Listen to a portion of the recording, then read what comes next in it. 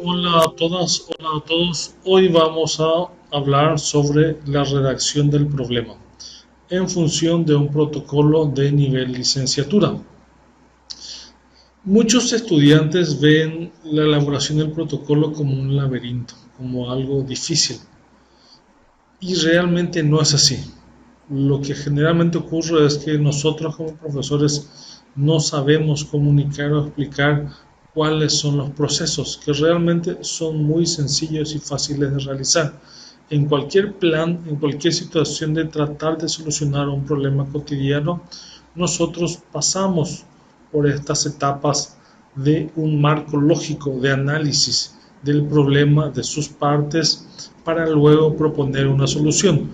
Un protocolo es sencillamente lo mismo, solamente que aquí lo hacemos por escrito. Lo primero, ¿qué es un problema? Un problema para un protocolo de licenciatura es una descripción precisa de algo que necesita ser resuelto, solucionado, mitigado o aliviado. Entonces, un problema es algo que requiere atención. En el caso de la licenciatura requiere ser un problema con características sociales. La licenciatura es parte de las ciencias sociales, por lo tanto aplican las normas de las ciencias sociales. Así que un problema no simplemente debe ser una operación matemática o algebraica, como la vemos en estos dibujos de frutas. En las ciencias sociales, un problema tiene una característica fundamental. Hay una situación ideal y contra eso tenemos una situación real. Esa situación real, distinta a la ideal, es la que genera la diferencia que constituye el problema.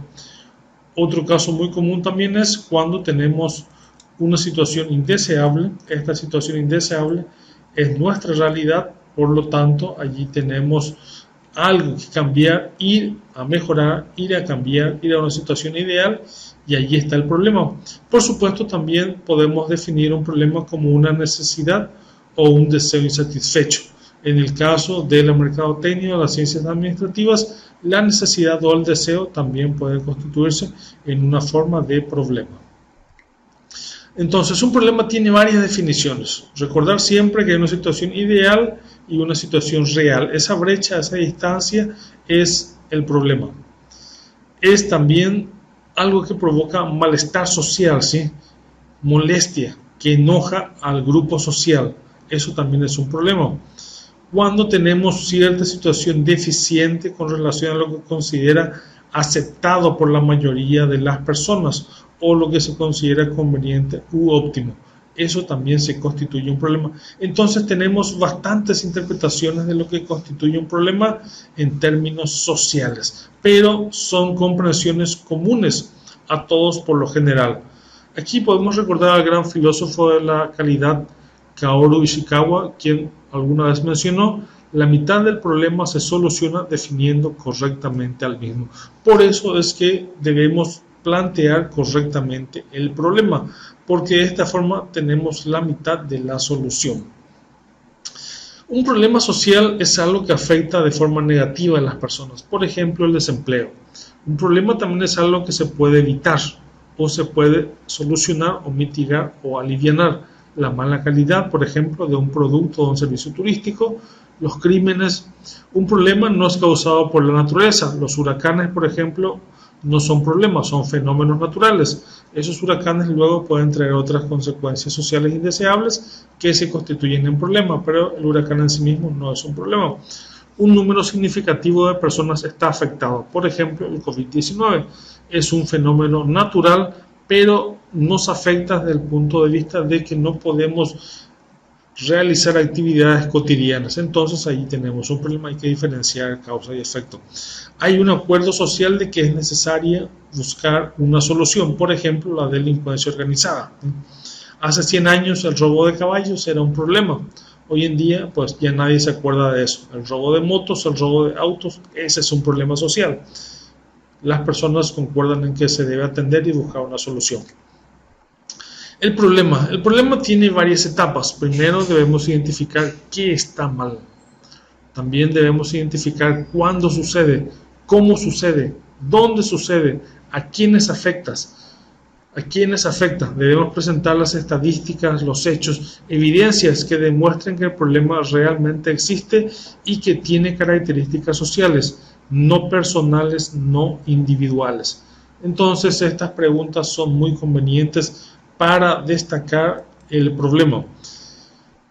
¿Cómo se evalúa el problema? ¿Qué detalles presenta el problema? ¿Qué características únicas tiene ese problema?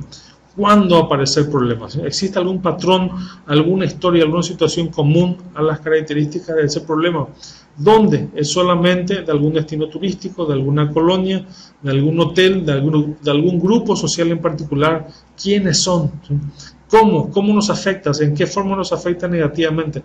Eso también debe describirse en el problema, ¿sí?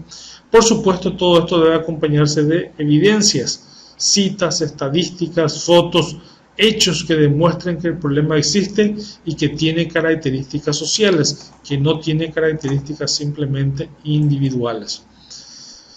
Los problemas deben tener una tendencia a mantenerse o a incrementarse. Un problema que está desapareciendo tal vez ya no sea necesario analizar, pues ya está siendo atendido. La frecuencia, un problema generalmente importante, es un problema que se presenta con bastante frecuencia o que es repetitivo. Los problemas más graves son los prioritarios, los que deben atenderse de urgencia, los más importantes. La gravedad es interesante de analizar en un problema.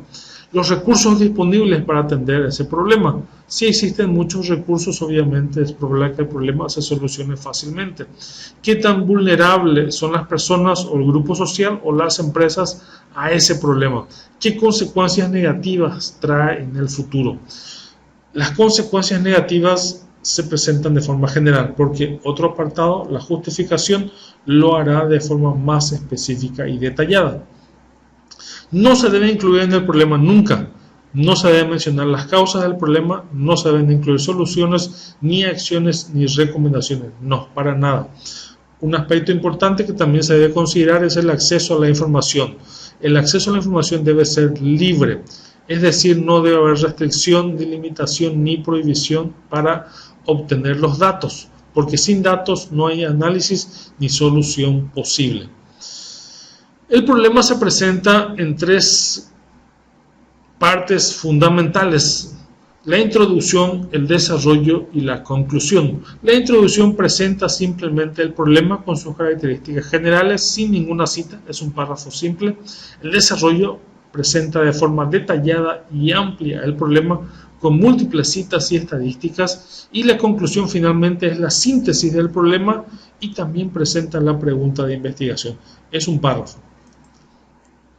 En el desarrollo del problema, que no es la introducción ni la conclusión, se presentan las características fundamentales: qué está mal, dónde ocurre, cuándo ocurre, cuánto, la extensión del problema, cuánto se afecta, cómo afecta, y por supuesto las citas, estadísticas, hechos, fotos que demuestran el problema social en toda su magnitud, gravedad y frecuencia. Deben recordar siempre, es muy importante consultar con el profesor o la profesora cualquier duda, cualquier situación que tengan al respecto del problema. Generalmente el problema para quien inicia el protocolo es el apartado más difícil de realizar, y efectivamente por lo general es un apartado difícil de realizar porque estamos frente a la mitad de la solución del problema. Entonces ténganlo muy en cuenta, ¿sí? Recuerden consultar siempre con el profesor o con la profesora, con el director o con la directora de su monografía, de su tesis, de su proyecto de inversión.